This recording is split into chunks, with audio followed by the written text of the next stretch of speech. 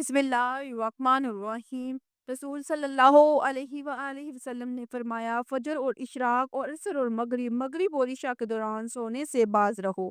بدبودار اور گندے لوگوں کے ساتھ نہ بیٹھا کرو، ان کے ساتھ نہ سویا کرو جو سونے سے پہلے باتیں کرتے ہوں۔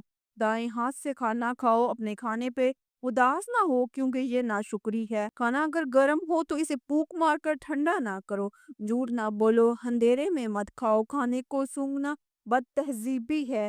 انگلیوں کے کڑاکے نہ نکالو، جوتا پہننے سے پہلے انہیں جھاڑ لیا کرو۔ نماز کے دوران آسمان کی طرف نہ دیکھو، لکڑی کے کولے سے دانت کو صاف نہ کرو، دانتوں سے سخت چیز مت توڑو۔ ہمیشہ بیٹھ کے کپڑے تبدیل کرو، دوسروں کے عیب تلاش نہ کرو۔ بیت الخلاء میں باتیں نہ کیا کرو، دوست کو دشمن نہ بناؤ، دوستوں کے بارے میں جھوٹے قصے نہ بیان کیا کرو۔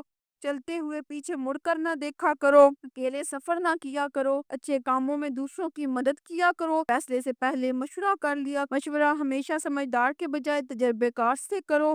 غرور نہ کرو، غربت میں صبر کرو، گدھا گروہوں کا پیچھا نہ کیا کرو، مہمانوں کی کھلے دل سے خدمت کیا کرو۔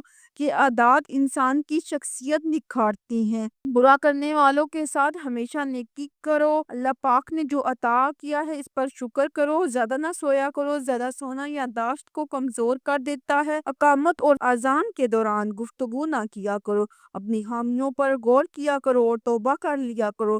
روزانہ کم سے کم استغفار 100 بار پڑھا کرو۔